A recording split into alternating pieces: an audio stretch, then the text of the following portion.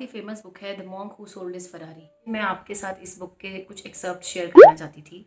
Hi everyone, welcome back to my channel we women, जहाँ पर हम इमोशनल, मेंटल, फिजिकल हेल्थ के बारे में बात करते हैं। ये कहानी है मिस्टर जूलियन की, जो एक फरारी ओन करते हैं और बहुत ही बड़ा बिजनेस है उनका, बट बहुत ही प्रेशर में रहते हैं। और एक दिन उनको हार्ट अटैक हो जाता है। वो सडनली लाइमलाइट से चले जाते हैं और कुछ सालों के बाद वापस लौटते हैं। और जब वो वापस लौटते हैं तो सब उनको देखकर बहुत हैरान हो जाते हैं कि वो बहुत ही यंग लग रहे होते हैं, बहुत खुश लग रहे होते हैं। सब क्यूरियस होते हैं कि ऐसा क्या हुआ कि वो उनकी लाइफ इतनी चेंज होगी। तब वो सबको बताते हैं कि वो किस तरह से इंडिया आते हैं और यहाँ पर हिमालयाज़ में योगियों के साथ टाइम बिताते हैं और उनको लाइफ के ट्रू मीनिंग तक लेके जाते हैं। इस ऑथर जिसके बारे में जिक्र करते हैं वो ये है कि हमारे सबकॉन्शियस माइंड को हमारा कॉन्शियस माइंड गार्ड करता है।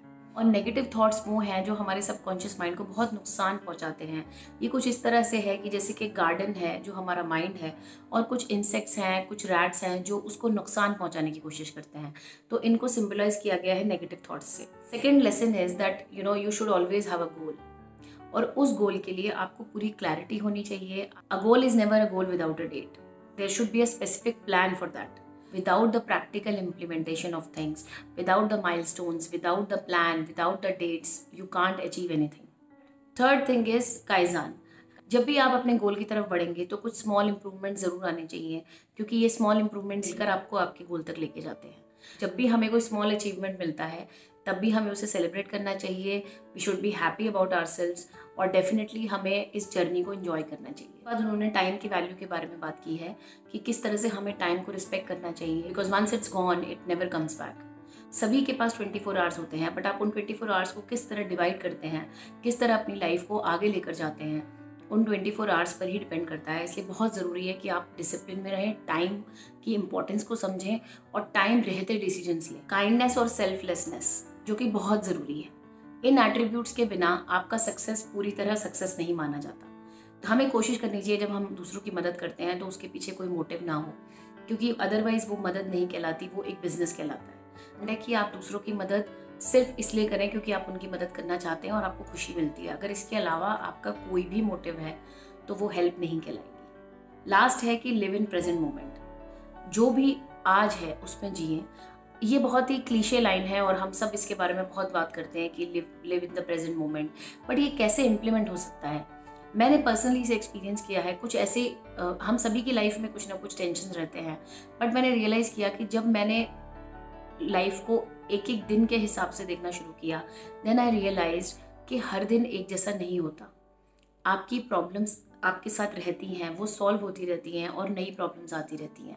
तो it is a continuous process. कई बार हम पास्ट की कुछ चीज़ों से निकल नहीं पाते, हम कई लोगों को माफ़ नहीं कर पाते, बट हम ये रियलाइज़ नहीं कर पाते कि वो हमारा प्रेजेंट रूल कर रहे हैं। और कई बार हम फ्यूचर में इतना ज़्यादा आगे चले जाते हैं, हम इतना डरते हैं, हमें लगता है कि फ्यूचर पता नहीं हमारे लिए क्या लेकर आएगा। हम हमेशा बहुत ज़्यादा एंग्शियस रहते हैं कि अगर हमने ये अचीव नहीं किया तो हमारा फ्यूचर बर्बाद हो जाएगा। बट द पॉइंट इज़ कि अगर आप फ्यूचर और पास्ट में जिएंगे तो आप प्रेजेंट को कभी भी नहीं जी पाएंगे। आप लाइफ में कुछ ऐसे एक्सपीरियंसेस देखते हैं जिससे आप इन चीज़ों को सीखते हैं। अगर हमारा विल पावर स्ट्रांग है, अगर हमारा अपने माइंड पर पूरा कंट्रोल है, कोई भी प्रॉब्लम हमें डिस्ट्रैक्ट नहीं कर पाएगी। तो ये कुछ लाइफ लेसन्स थे जो उन्होंने बहुत अच्छे से एक्सप्लेन किए हैं। बुक बहुत ही फेमस है, बुक बेस्ट सेलर है। और सो अपना ध्यान रखें, अपने माइंड पर पूरा कंट्रोल रखें और अपने गोल को अचीव करने के लिए अपने विजन को हमेशा बड़ा रखें। छोटी छोटी चीज़ों में इंटैंगल ना हो कि बहुत सारी चीज़ों में हम एनर्जी वेस्ट करते हैं। कई बार ऐसा देखा जाता है कि हम अपने आसपास के लोगों में बहुत ज़्यादा इंटैंगल हो जाते हैं, हमारी एनर्जी बहुत वेस्ट होती है और जो हमारे ट्रू गोल्स हैं वो हमसे दूर ही रहते हैं।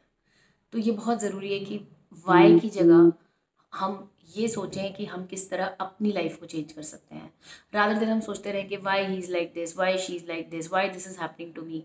ये जो वाई है, ये इसके आंसर्स हमारे अंदर ही हैं। So that's all for today's video. I hope I could convey what author has written. So I'll definitely meet you next week. And if you like this video, please like it, share it, and please subscribe my channel. And don't forget to click the bell icon. Take care.